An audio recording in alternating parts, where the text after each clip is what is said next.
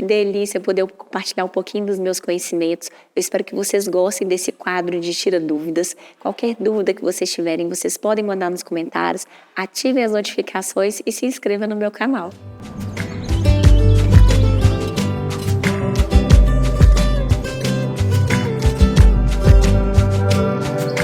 Vento vem tocar minha pele e alegria. Pessoal, no vídeo de hoje a gente vai falar um pouquinho sobre os desafios da gestação. E a gente sabe que essa é uma fase de vida muito peculiar, com muitas dúvidas. É uma fase de vida que a gente geralmente está mais vulnerável, mas mais forte, mais potente, mas apesar disso mais vulnerável. E você já deve estar cansada de ouvir pitaco, ouvir dica de quem não é profissional, de quem não passou por uma experiência gestacional ou provavelmente já passou por uma experiência gestacional ruim e aí às vezes vem trazer demandas para vocês. Então, o nosso objetivo aqui é trazer segurança, trazer tranquilidade para esse processo gestacional.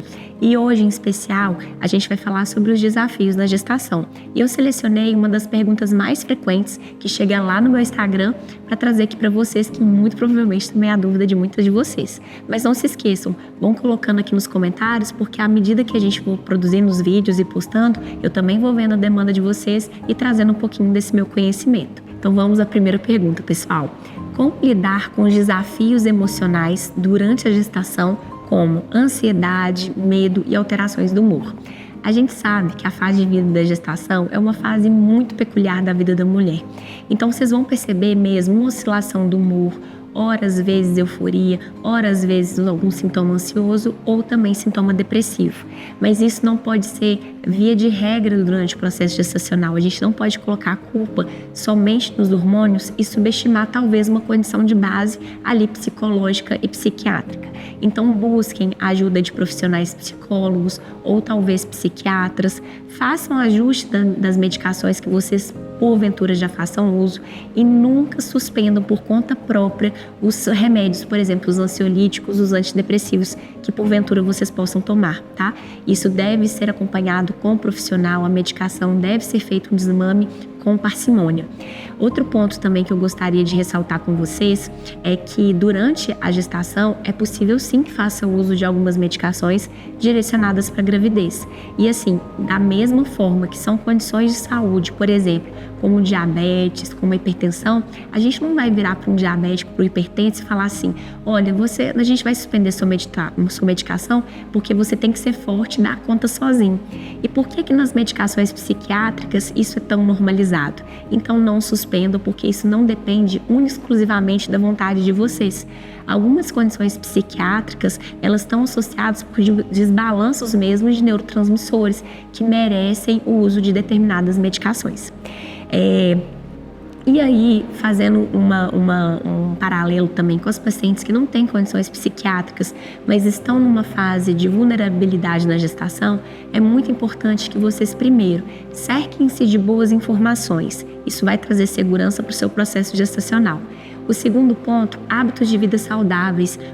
Cultivem uma alimentação balanceada, uma atividade física regular.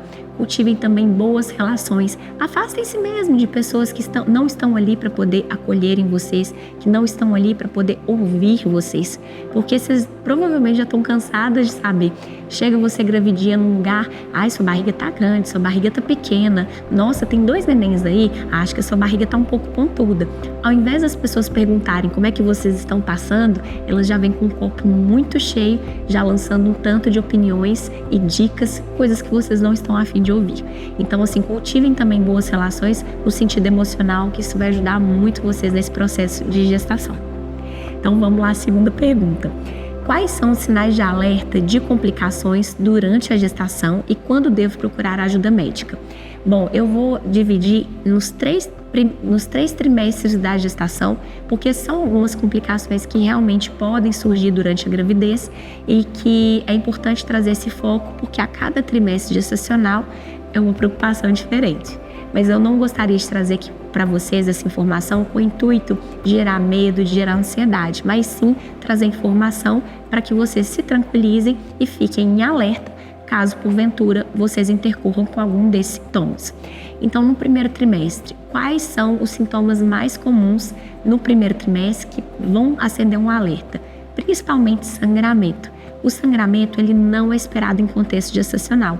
E uma dúvida assim, muito frequente é: posso menstruar estando grávida? Não, pessoal. Então, assim, não é esperado que você tenha sangramento durante a sua gestação. Então, se nessas primeiras semanas você apresentou sangramento em grande quantidade, exteriorização anticoágulo, comunique o médico e procure um atendimento de ginecologia obstetrícia. Pode acontecer duas coisas: que você esteja num processo de abortamento, de uma perda gestacional, mas pode ser apenas uma ameaça desse processo acontecer, que na verdade pode não evoluir para uma perda gestacional. Mas é importante frisar com vocês que 1 a cada 5 mulheres vai ter uma perda gestacional e a maioria dessas perdas estão relacionadas com condições genéticas que a gente fala que é incompatível com a vida.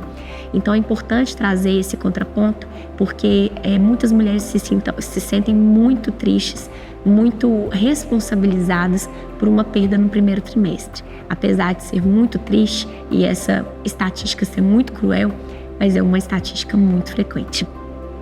Então, nos primeiros meses de gestação, principalmente é o sangramento.